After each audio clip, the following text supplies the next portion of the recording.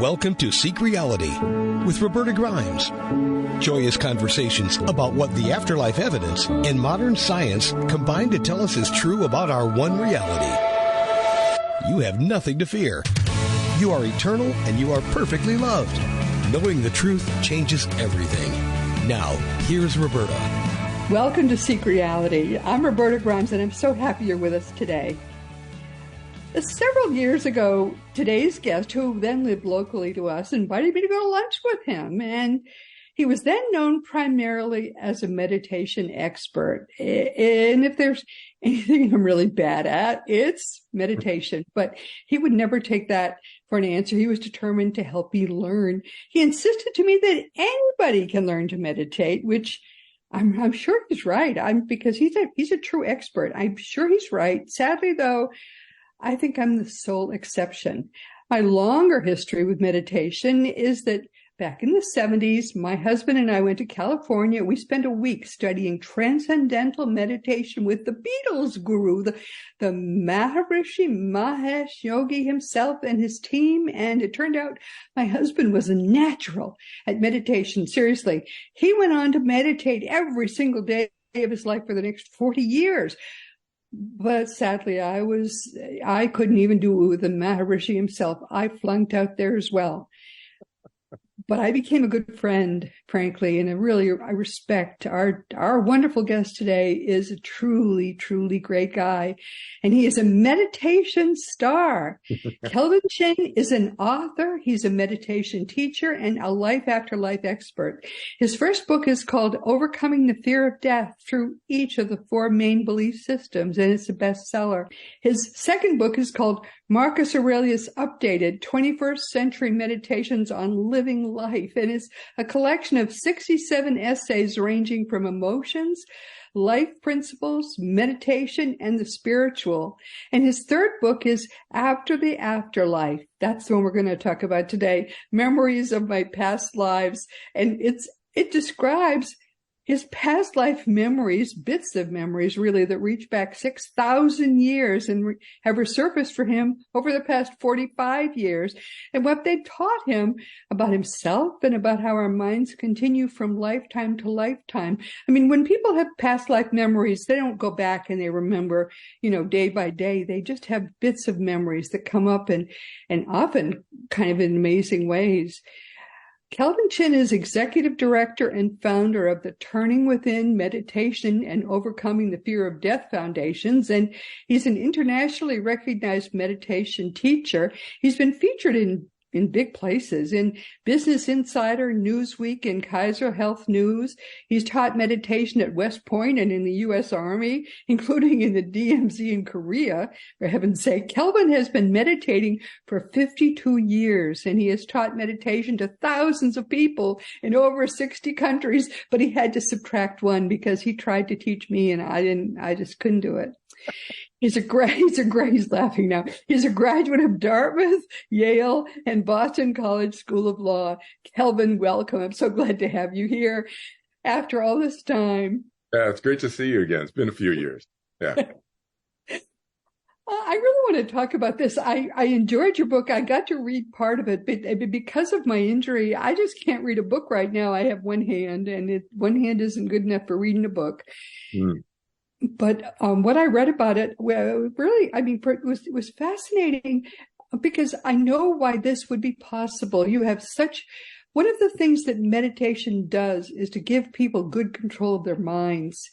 And since you're so good at meditation, I can really imagine that the way the veil is thinning now, someone who's good at meditating, as you're good at meditating, would be able to actually access other lives and fragments of lives pretty easily, I would think. But it started with you kind of spontaneously. Why don't you tell us that story? How did this begin for you? Yeah, so it's interesting. Yeah, I think meditation has definitely accelerated my opening up. But it was really spontaneous. You know my history, so I'll just tell the viewers who don't know about it. Yeah. I learned to meditate when I was a teenager, and the main reason I did it was because I was stressed out. I was highly anxious. I was at, you were at Smith. I was up at Dartmouth College. It was very high pressure, as you know, and I was really stressed out. That's why I learned I was not into spiritual stuff. If you'd asked me about spirituality, or if you were into, if you had this podcast back then, I go, okay, what is she talking about? Ghosts? I don't know. I mean, I didn't know what spirituality was, It's like, I thought it was like, I kind of went to church for a while and then I stopped going in high school. That's what I thought it was. So I was just learning meditation purely for stress management reasons. That's it. And it helped me. It turned my life around. As you said, I learned TM. Back then, I studied personally with Maharishi in 1971 and 1973. And as you know, I became an international leader in his organization for about 10 years. And then they went off in a different direction. And I said, I'm going to stay focused on the meditation. And I've since removed all the cultural stuff and made it easier. But what happened spontaneously, as you say, in the mid-70s for me is the first thing I had was a dream that I just thought was a dream. I didn't think it was anything other than a bad dream. And I'd had bad dreams before, of course, just had nightmares, bad dreams. This one was very emotionally distressing. It wasn't a fear. Sometimes we have dreams where, some dog is chasing us or something. It's fear related. This one was not that. This one was emotionally distressing, like sadness. And that was it. So I just parked it, and I didn't think much of it. Because remember, I didn't believe in anything past life related, or I didn't even believe in an afterlife. I was science oriented. I didn't believe in a heaven or whatever. So then I was about 6 or 8 months later, I was on one of these advanced TM meditation retreats in Switzerland. And there's like 75 of us in the hotel, and we're doing group meditations and we're doing individual meditations up in our rooms and so forth all day, every day for 2 months. And during and during the one of the group meditations, I had this energy rush, and everybody was getting it. We were doing in addition to the TM technique that you and your husband originally learned. We were doing some very easy energetic movements. Your audience would probably think of it as energy movement or Kundalini kind of exercises. And during one of those in the group meditations, I started getting all these energy rushes. And so then after lunch one day, we would go for walks, and I was talking to my friend George Hammond, and I started telling him, I said, I had this dream, George, like about 6 or 8 months ago. It was really upsetting. I think that's all I told him. And then he filled in the rest of the dream. And then I said, well, how'd you know that? And he told me what I was wearing, and I had sandals on and a brown tunic and this and that. And I've been crying all night. And I said, how'd you know that? And he goes, because I found you in the desert on the side of the road. I'm like, what? So that's how that opened up for me initially. And then the floodgates started opening up, because I didn't believe, as I said, in past lives. And I thought maybe he was just reading my mind at the time or whatever. But when I started relaxing into what he told me, that's when it opened up. Yeah. Pretty spontaneous. Wow. Yeah. For someone who didn't believe in past lives or the afterlife or heaven or anything. Wow. So where did you go from there? So that was the end of 1977. That was November to December. I know exactly the dates because that's when the course was. November to December 1977. In early 1978, I started having memories of being a slave on a ship. Well, I didn't know it was a ship at first. So here's a good example of, you and I talked before we started doing the interview about getting into process. So this is a good example of process, right? So the first time I have this experience, it wasn't a dream. It was a vision I had, I think, during my rest period after I meditated or something like that. I was in a relaxed state, whatever it was. I wasn't dreaming. I wasn't sleeping. I wasn't wide awake, and I wasn't meditating. So I was in kind of this in-between twilight state. People sometimes we call it a twilight state. Oh, sure. And so I'm there and I see myself on a piece of wreckage like the size of a door, maybe a little bit bigger than a door, piece of wood floating on, and I look around and I can't see any land. So I think I'm on the ocean. So that's my first thought, is I think I'm on a piece of wreckage in the ocean. And then what I see my body, it's like I'm above my body looking down at this body that I knew was mine. And I have really, really dark black skin. Like, you know, the phrase that people say, blue black, it's so dark. It's like, has a blue. That was my skin color. And I'm lying there on my stomach. I can see my back. I can't see my face. I'm just lying there alone in the middle of what I think is the ocean. That's my first experience. And of course, I'm feeling very distressed. I would think so. And then later, but process-wise was interesting. Later, I start tasting things. So I have a sensory experience. So that when I talk to people about past lives, I say, look for emotional. So emotional, I'm really distressed. And does it feel real? Yeah, it felt real. But do you start to have other sensory things? So it's not always this way, but these are like checklist stuff to look at to see if. And so I started tasting the salt, and it was really salty water. So I thought I was confirming that I was in the ocean somewhere, whatever. And then, then I start seeing ships, and I start seeing ships in battles, and they're ramming each other. So now I know this is old. Okay. Yeah. This is not the 1700s. It's not the 1800s. Certainly not anything in the 1900s or the 20th century. This is ancient. Okay. We're ramming the ships are ramming each other. And then I see myself chained down. I'm rowing. So I now know I'm a slave, right? I'm chained down. I'm rowing in one of these ships. And I think the next kind of iteration in the process was, I started seeing this thing come down from one of the ships onto another ship. And it was like a ramp coming down from one ship to the other. And then the soldiers would run across, or the sailors or whatever, the soldiers, they would run across, and then it was this big battle, right? And then sometimes they would throw tar on and fire, and then the ship would blow up. And so that's what I think happened to my But the interesting data point from a processing standpoint, I call this connecting the dots, following the breadcrumbs and connecting the dots is what I call this. And so the jigsaw puzzle pieces. So when the thing that came down had a hook on it, it had a metal hook on it, it looked like a beak, like it was probably made of bronze or something, some metal thing come down. Oh. And it would hook on, and then the soldiers would run across. So I went and I looked this up. This is what I tell my students sometimes. I said, so follow the breadcrumbs. Look at the jigsaw puzzle pieces. Do they go together or not? And now we got the internet, so I looked it up. And there's this thing called a corvus. It's called a corvus. It's actually, I think it means raven or something like that in Latin, like the beak of a raven. Like corvus, it comes down. And who did it? Who used those? The Roman Navy.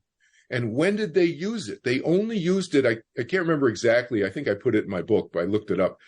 They used it for only like a 50 to 75 year period in Roman naval history. Oh. Why? Because the Carthaginians ruled the Mediterranean and had better maneuverability. They had better technology of their ships than the Romans. The Romans are way behind, but the Romans invented this ramp with a corvus on the end to hook on, and to equal the playing field, because now the two ships become like they're fighting on land. They're not having to maneuver, right? And so that that allowed them to catch up, the Romans to catch up with their maneuverability, their technology of their ships. Then they got rid of the corvus. They didn't need that anymore. So that's how I connected the dots to realize I was a Carthaginian slave on a Carthaginian ship, because I saw those coming down onto our ships. Oh, crazy. My goodness. Right? So was this overnight? This is over years. For years. Oh, my goodness. How fascinating. This is like 1978 to, I don't know. So here's the other thing I tell my students, and I'll tell your audience. Take notes, write things down. I didn't think I was going to ever talk about this stuff. I talked about this stuff with 2 or 3, 5 friends. That was it. I didn't think I was going to I just started talking about this stuff in the last several years. So to help my students overcome the fear of death, as you said, Right. Yeah. But I didn't know I was going to be doing that when I was 20 something years old. So this went on. This one series that I just gave you all the snippets of happened probably over 10 years. Oh, fascinating. And it probably you had opened this door because you were doing so much meditating. You were getting really deep into your psychological kind of who you were.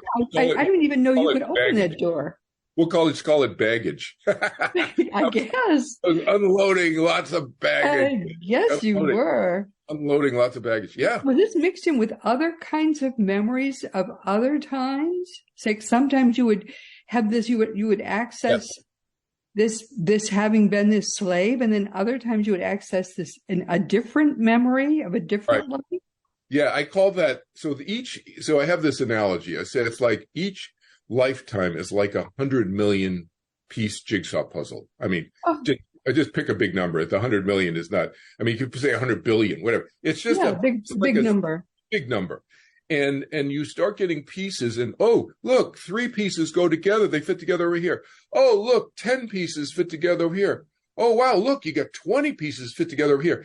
And then they may be the same puzzle. But then what I started happening was that I started getting different pieces from different puzzles around. Oh, my goodness. So in 1978, when this started happening after the 1977 experience, 1978 to 79, I started, I'll just give you a list. I had the Carthaginian slave one. I had one where I was a World War II fighter pilot. This is all within about 6 months. Within about 6 months, this all just popped in, like all these different puzzles, right? I knew I was a king of Prussia, a king. I didn't know where Prussia was. I didn't think I was going to talk about it. I didn't even look it up then. I just thought, oh, king of Prussia, big deal. And then the king of Prussia thing, I didn't have another, I call data point or another jigsaw puzzle piece in that one, other than the knowingness of a king of Prussia for another 15 years until something else popped in on that. And then I didn't know which one until recently, around 2014. I figured it out and I connected the dots. So that spans what, 40 years or something, or whatever it is. Or, goodness. 30 years, whatever. But another one that popped in 1978. So this was spring of. We're going back now a few years. Okay. Yeah, I'm all over the place, but because you get these different puzzle pieces, right? So I lost track here, but maybe I got 4 or 5 going on at the same time, different puzzles going on at the same time. And it was this one popped in. This is an interesting one from a process standpoint, because I'll show you how the process, this one took from 1978 spring to 2010. Yeah. So this is what I'm going to tell you spans 1978 to 2010. So in 1978, I was, again, lying down, resting after I meditated, and I was at some friend's house outside of Chicago, in their parents' living room floor. We had just meditated. There's 6 or 7 of us or whatever there. And I'm lying there resting, and you know how your mind's eye can open up, and you kind of like the TV screen goes on inside. You have a TV. It's like I'm watching stuff. It's like in a dream. For those people who don't know what I'm talking about, most people have had dreams where you can see stuff in your dream. So this was not a dream, because I'm just lying down half awake, or I'm awake, but relaxed after I'm meditating. Okay. But it's the same phenomenon. So now I see myself, I walk into a stone room, stone floor, stone wall, ceiling, everything, big, huge stone blocks. And I walk to the center of the room, and there's nobody in the room except myself. And the furniture is all pushed to the walls, except there's one piece of furniture in the middle of the room, and it's a big full-length mirror. So I walk up to the mirror, and it's the first and only time that I've ever seen my face in an experience before. And I walked up, I see them in the mirror, and I go up and I see myself, and I fill up the mirror, so I know I'm big. Take note of that data point. So I know I'm big, but I don't know how big yet, okay? I know I'm big. I fill up the mirror. I have long red hair, take note of that. Red hair, red beard. I have a full-length chainmail on with a white tunic and a cross. So I knew as a crusader, and I get this energy rush. I get this knowingness that it's me. But what I had was process-wise, interestingly, because, as I said, I have a science background. You know, I didn't believe in past lives and stuff, right? This has just started happening to me 6 months before this experience. You know, I'm like, no. And I had doubt. I had doubt.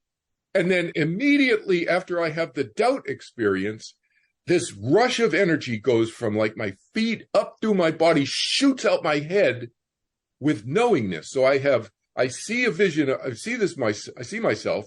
I know it's me. So I have knowingness, doubt, knowingness, and with this energy just shoots through me like a fire hose with the knowingness. And so I relaxed because I'm like, oh, I relaxed and the floodgates opened up. Now, so from 1978 to 2010, I'll just list a bunch of stuff. So I won't, you know, because I didn't take notes. So I didn't keep a journal. I don't know exactly when this happened. But over that period of time, various things happened. Like I started seeing myself in battles in the Crusades. And I was always a man. You're always a man. No, we'll come back to the women one in a sec. So I was always at the phalanx. I was always at the spearhead tip of the thousands of troops. That's one data point, right? Always there. Okay.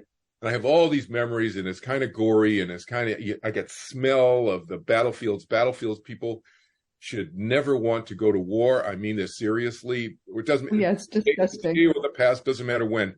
War is uglier than people can imagine. That's why you have so many PTSD soldiers coming back. It's just that PTSD has existed forever in survivors of these battles. Anyway, so I have all these memories of the smells and the tastes and all this stuff and the sand of the desert in my teeth as I'm in the battles. And so that's one data point. Eating horses when we're starving is another data point. But I started remembering how big I remember just out of nowhere after 10 or 15 years. I started going, I'm 6'5", 230 pounds. Where did that come from? 6'5", 230 pounds. I knew how big I was out of, I don't know where. It's out of my memory now. I know where it is. But at the time I was like in the 1980s, I'm like, where does that come from? And then 2010, I'm meditating in a room with my daughter. We're meditating, and she told me, she filled in the blanks of this experience when I was writing my book 6 months ago, because I'd forgotten pieces of it because I was immersed in this experience. She said we meditated together, and then we were lying down resting, and I was on the floor resting, and she's lying down on the couch or something, and I'm on the floor lying down resting. And she said, Daddy, I looked down at you, and you started yelling Saracens. Oh.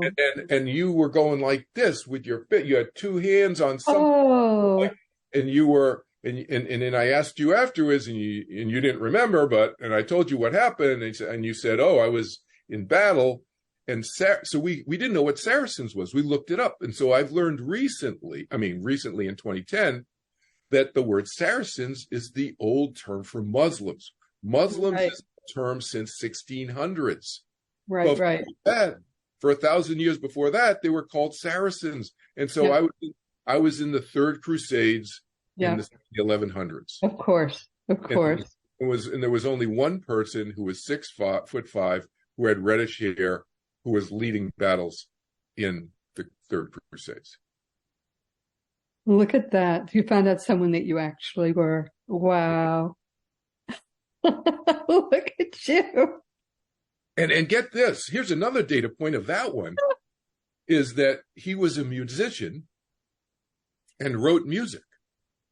I was a I've been a musician this lifetime in my youth. Yeah, so I've had lifetimes where I was a musician and wrote music. Other times I was a musician and didn't write music, but I've always had this music personality trait, even though I'm a battlefield commander or a leader of this or a slave or whatever. There are traits that carry over. Yeah. It's a thread. Yeah. Isn't that fascinating? That's so interesting. And so, but what do you know? What made this get started? What started it and started to draw it out of you? Do you know? No, no. I just know that it started happening. I really don't. I think I'll answer it this way. I think that there's two things that help me open up more maybe than other people. And now I'm not the only one. There's lots of people who have past life memories, but I think there's two key factors. One is fear of death. I don't have a fear of death. I don't want to die, but I don't have a fear of how I'm going to die because I have memories of how I've died in horrific ways. And I know that I will survive that experience, the experience of death. So that aspect of fear, it doesn't exist in me. Okay. And the other is embarrassment. I mean, and I mean this seriously. I mean, I don't care what people think. I don't care if people think I'm crazy for telling these stories now. I mean, it's like whatever they think, they think. I don't have control over, as you know, we don't have control over what other people think of us. And so I really have embraced that, I think, more deeply this lifetime than in any of my previous lifetimes. And I think that's that's a key reason. Yes. So are you teaching? Do people say, hey, that's cool, I want to learn how to do that? And are you teaching people how to recover past memories? No, I don't teach people. I mean, people can go to past life regressionists. I don't do that. But I teach people how to meditate, as you've said already. And that can open people up. I can't promise that it will, but is it a key accelerator? I think so. To open ourselves up more to the vastness of who we are. In other words, not just our little, what I call our mind, and everybody, we have an 8-inch little bucket part of ourselves. That's the focusing, the controlling, the directing part of our mind. The driving the car down the street part of our mind. But we have our vastness of our mind that people aren't open up to. That's what I teach people how to open up to. So is that going to increase the probability? Yes, of opening up to past lives. Yeah. So I'm a probability guy. So I try to teach stuff that will increase their likelihood as much as possible. They can go to somebody. There's some good past life regression people out there, and there's some, I don't do that. But yeah. And how many lives? I mean, you say in your book that you've gone back to as 6,000 years with memories. Yeah. And how many lives have you figured out you've discovered fragments of? Fragments of a couple of dozen, 24, 25 lifetimes. In fact, I just got another one since I wrote the book. I got another one, I don't know, in May or something like that. The book came out in April. So I think in May or something like that, I got another piece of another native indigenous person here in what we now call North America, but ancient, but older. So one I talk about in the book is from the 1800s, of being a Lakota leader and shaman. But the one I recently got visions of and memories of in May of this year was from about, I'm guessing, 6,000 or 8,000 years ago in Southwest, what we call Southwest. In fact, where Sam is, somewhere over near Arizona, New Mexico-ish area, something like that, what we call that area now. Sam is my wonderful engineer. They were talking before we did this program. Oh, yeah. People may not be able to see Sam, but he's in Arizona. Yeah, so, right. Yeah. Right. And do you find connections among these lives? Because I know you put them in order in the book. They didn't come to you in order at all, but no. Do you see growth from them, from one to another, and do you see connections? Yeah, it's a really good question. Yeah, in the book, I had to organize it somehow, because I couldn't just do it the way I experience it, because I've been all over craziness, like just this and this and this and this puzzle and that piece. So I did put them in what we historically know as chronological order, starting 6,000 years ago to, 1943, I think I died in my last lifetime, right before this one. So, but yes, the short answer is yes, absolutely. Connections and learnings and growth and self-development, learnings from looking within myself, because I've long been a person that's part of my personality, is to learn from my mistakes and learn from my good experience and bad experiences, both, and neutral experiences, all experiences, is to learn. And so, I have a strategic personality trait, an ability to be strategic and tactical on a playing field, a battlefield, or a business field. So I've chosen to exercise that in the business arena this lifetime instead of the battlefield. Right. So, but I've been a political leader, et cetera, et cetera. So, and that involves strategy and tactical, personality traits and skills and so forth. So how I've expressed these has been different in different lifetimes. That's the point. And even the music point that I mentioned, it's been expressed differently in different lifetimes. In one of my lifetimes in the 1700s, I'm known to have written, I think it was like 121 arias and stuff. And I was a flautist. I gave flute concerts, solo flute concerts in my palace when I was the King of Prussia and so forth. And I've known for my musical ability. In fact, the flute that I had obviously handmade, but back then in the 1700s, my original flute still exists in Germany. Yeah, it's still owned by one of the families there has it. Yeah, and they actually, I saw this online, that they actually brought the flute out. It's obviously it's being very, very carefully cared for. They brought it out and it was played for the first time in like 200 something years at a Prussian festival. Yeah. That's amazing. It's kind of gives you shivers in a way, doesn't it? No, right? Yeah. Yeah. But the interesting thing, here's one about that lifetime in Prussia. So as I said, in 2014, I figured out, kind of triangulated which king of Prussia. It was Frederick II.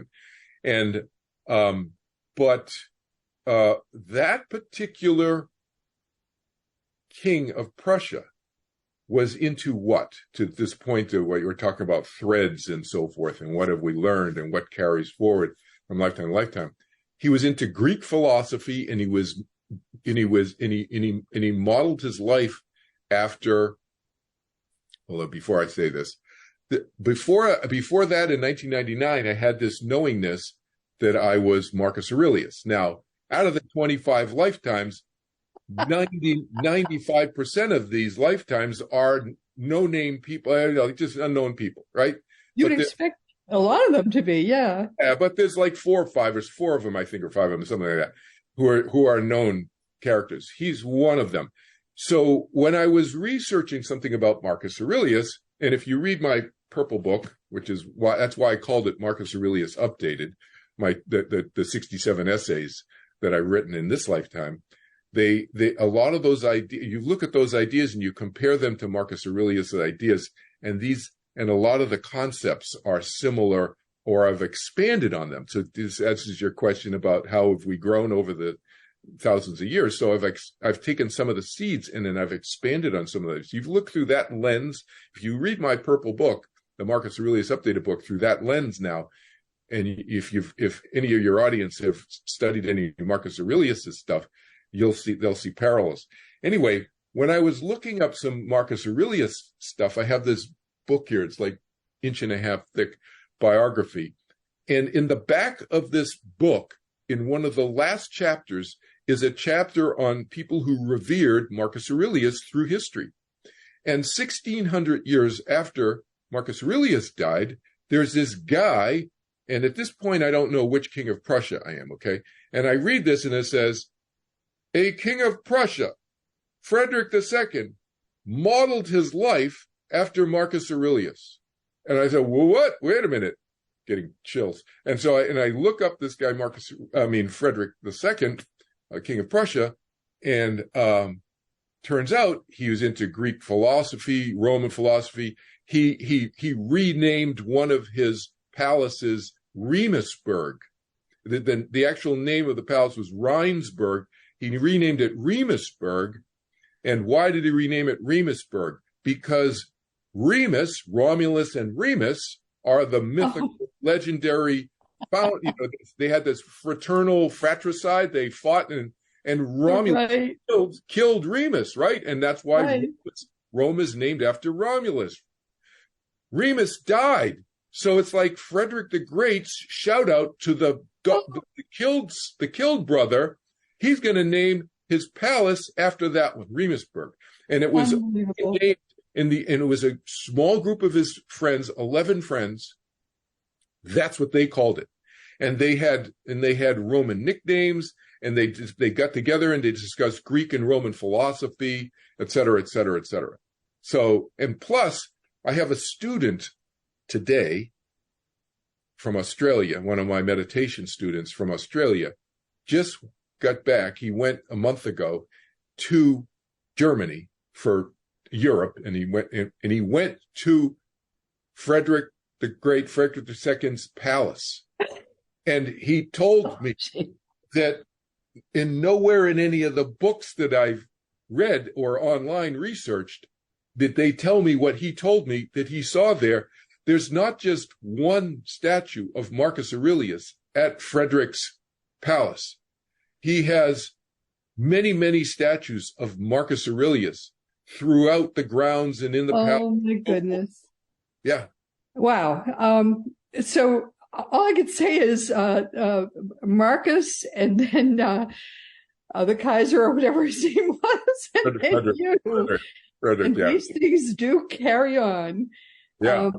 That is quite amazing. Interestingly, I found out fairly recently that one of Frederick the Great's, one of the things he's known for is being a very pragmatic, practical. So this is a personality trait, back to the threads that you talked about earlier. This is a personality trait that's run through all my lifetimes. I'm very pragmatic, very practical. Yeah. To the point of being somewhat a utilitarian at certain points. And one of the things that he's known for is drilling his troops. And because Prussia in the mid-1700s became the powerhouse nation in Europe, defeating England, Russia, Austria, the French, et cetera, et cetera. And one of the main reasons was Frederick drilled his troops more than any of the other countries. So maneuvering your troops during a battle back in the 18th century is really an important thing. So you got to get the troops to do it, because in the middle of the battle, you got cannonballs exploding all over the place. A lot of them lose focus. Talk about the ability to be able to focus in your waking state activity after you meditate, right? Really an important trait, right? In battle. I would think so. I think so. You got things exploding around. And so all the training that the French and the Russians and the Germans and the Austrians and the English, put their troops through, they would all go out the window. They weren't really trained enough to withstand those types of things. So Frederick would recreate things and so that this is what a lot of coaches do now in sports. They kind of recreate situations where you're gonna run into this problem. Let's create the problem now and practice through it, right? Yes, of course. So not that Frederick would blow cannonballs up around people, but he drilled them really, really well. That's one thing that he's known for, and one of the reasons why the historians think that he defeated all these other countries' armies so easily. The other thing was laziness. He was not lazy. Like, what would happen after a battle, even his own troops would sometimes think that they lost the battle. And he would, and then the winning country's team troops would leave the field. the battlefield? And Frederick would go, well, no, we haven't lost till we've lost. So now that they're all, they're all tending to their wounded and they're cooking their meals and all that, we'll circle around and we wipe them out. And so we do that frequently. It's like, to me, dirty pool a little bit. Well, I think it's like, it's just, to me, it's like smart. It's like, okay, the battle has not been lost until it's lost. Okay. Now, and then the other thing is, it was all muskets, right? So you have this thing called a ramrod. You have to push the ball there with the wad and all this stuff. Okay. Well, what are all ramrods made of up until Frederick changed them? Wood. They're made of wood. And why were they made of wood? Because it's easy to make. And your uncle, who's a carpenter, who's not even a soldier, can make a ramrod for you and da-da-da-da-da-da-da. So they're easy and quick to make. What happens to wood in battle? Especially when they catch fire. It catches fire. Catches fire, or it breaks. First, it's going to break because the soldiers are nervous and they're like, I got to get this, and because this guy's shooting me. Yeah. And they ram it in and they break it. And then what do they got now? They don't have a rifle anymore. If they're lucky, they had a bayonet. Now they have a big long spear. That's it, right? And so what's Frederick known to have done? Create metal ramrods. Oh, pretty basic. Yeah. Basic. So they're straight. They're not going to warp and they're not going to break. So, pretty smart guy. He was pretty smart. So then one of his senior officers came to the United States. Ben Franklin met him. And one of Frederick's senior officers, this is when Frederick was, in his late 60s, early 70s. So now he's kind of in the end of his life. He's not doing the whole battlefield thing. He's more administratively managing the country because the country is now, at the top of the heap in Europe. So one of his senior officers meets Ben Franklin and goes to the United States and is hired by the Continental Army to train George Washington's troops. Wow. So it all comes together here. Look at that. Yeah. So George Washington's troops were such a motley, undisciplined group that Frederick's senior officer came and said, first of all, you know what? The latrines should not be next to the kitchens. All right? So we're going to move the latrines. All of a sudden, people were not getting so sick so often. And then he drew basic. Oh, Kelvin, we are out of time, and I want to go and talk with you about this for days. This is fascinating. Yeah. This is what do you want people to remember from this? Because this is so fascinating. The main thing is looking at oneself and what does this stuff tell me about myself? That's what I want people to remember. So you start remembering stuff. What does it tell you about yourself? And so this has increased my knowledge about myself, and especially the Carthaginian slave experience has allowed me to push through some very, very difficult times in this 20th century, 21st century lifetime as Kelvin Chin, when I've gotten laid off 5 times. So why? Because I knew my mind was so powerful. My mind willed myself to stay alive when I was on that wreckage in the Mediterranean 2,300 years ago.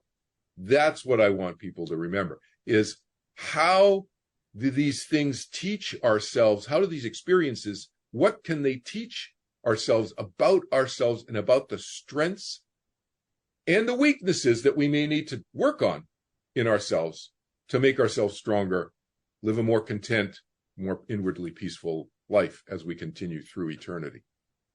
Wow, that's beautifully said. What can we learn from what we see in these experiences, what we feel in these experiences, to help us grow and learn and be stronger in the lifetime we're living now? Beautifully said. Wow. We're going to have to do this again because you are such a great storyteller. I get so absorbed in what we were saying. I totally lost all track of time. I could have listened to you all day. But as I recall, you've always been like that. Whatever we're talking about, you could just talk for days. Yeah, yeah. They say that it's been a trait that I've had for many thousands of years. Yeah. I'm sure that's true. Been Oh, working, a lot of practice, a lot of practice. we have to do this again. Oh, well, meanwhile, everybody, this has been Seek Reality with Roberta Grimes. Big hug, by the way, my dear. So good to see you. See you.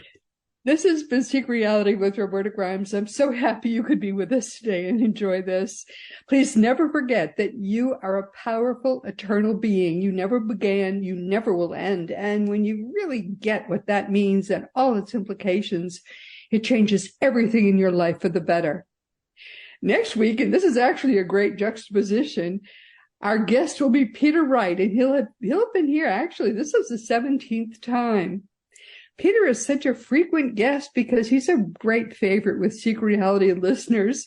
He is, as you know, he's a past life regression therapist, and his work in this field is able to address an astounding, a variable, huge range of mental and psychological problems. Peter, I've actually worked with him. He does an amazing job in helping people find and address issues, some of them very long-standing in their lives. And next week, we're going to be looking with Peter at some of the many kinds of problems that past life regression therapy has addressed in the lives of the people he's helped. And he's going to show us in his files some of the things that have really made a difference in those people's lives. Of course, he's going to mask the identities of the people that he's helped, but it really makes he can address in one session problems people have had for sometimes decades that talk therapy has not addressed at all.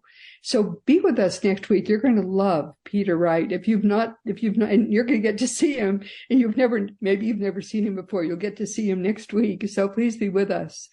And this week, our guest has been Kelvin Chin. I've known Kelvin for years, and I've always found him to be so delightful and so entertaining, but also he is rock solid. He's very well educated, and this is all real. What he's talking to us about is real. I can vouch for him personally. And his latest book is called After the Afterlife. And as you see, he's also very into what we can learn from our own past lives. He has recovered memories of extensive past life experiences that go back for 6,000 years. I didn't know this about him, but I think we've got to have him back. I want to talk more about this whole thing and what he's been through and what he's learned from it. Today I talked, there were areas I didn't want him to touch on, and he didn't. He was a very good sport about it all. And I'd like to have him back and delve a bit more into all of this. And I found, even though I didn't get to read much of his book because of the fact that I'd just broken my shoulder, we'll have him back again. I'll have read the book, and we'll talk about all of this a bit more.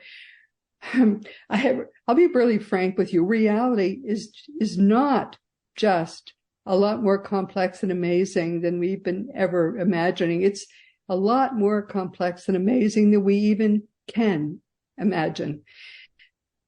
So we're going to we'll be talking with Kelvin again, but isn't he fun and isn't he entertaining? He's always like that. And now, of course, it's also time to once again mention that Seek Reality Online is your one-stop resource for all things afterlife. Just go to seekreality.com and start to learn for yourself that your own reality truly is eternal. Learn the ultimate truth from Craig Hogan, who is your worldwide expert on all things afterlife.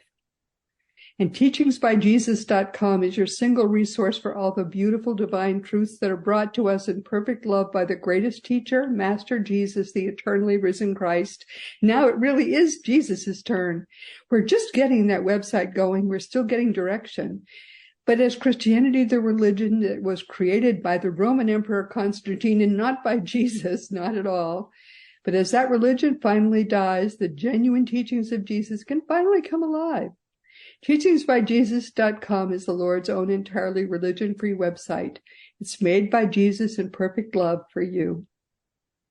My own nonfiction books are Liberating Jesus, My Thomas, The Fun of Dying, The Fun of Staying in Touch, The Fun of Growing Forever, The Fun of Living Together, and The Fun of Loving Jesus, Embracing the Christianity that Jesus taught. For young children, there's The Fun of Meeting Jesus, and you can order all these books through bookstores or on Amazon.com or BarnesandNoble.com. And most adult books are also available as audiobooks, except the last one. You have to do that one too. If you want to talk about anything at all, just contact me through the green contact block on RobertaGrimes.com. I answer every email, but I can only answer your email if you give me your correct email address. And sometimes they bounce because people haven't done that. They've left something out. So that makes me sad, especially if I spend a lot of time on a good email to back to you. So please be sure to give me your correct address. All of the more than 500 past episodes of Seek Reality audio are available on just about everywhere that you can find past episodes of audio podcasts. And now, if you have the Seek Reality app, you can always get the new audio episodes. And they're now our video episodes. Every week we add a new one. You can find them on Roku or on Fire Stick. And meanwhile, this has been Seek Reality with Roberta Grimes. Please enjoy and make the most of this coming week in our one reality. There's just one, even though they try to tell you it's material. It's not material at all. None of it is. This is just all a big illusion. Please know that you are a powerful, eternal being, and you, most of all, in this entire universe, you are infinitely loved. You've been listening to Seek Reality with Roberta Grimes. Roberta blogs and answers questions at RobertaGrimes.com. Join us every week as we explore what the afterlife evidence and modern science combine to tell us is true about the one reality we all share. Knowing the truth changes everything.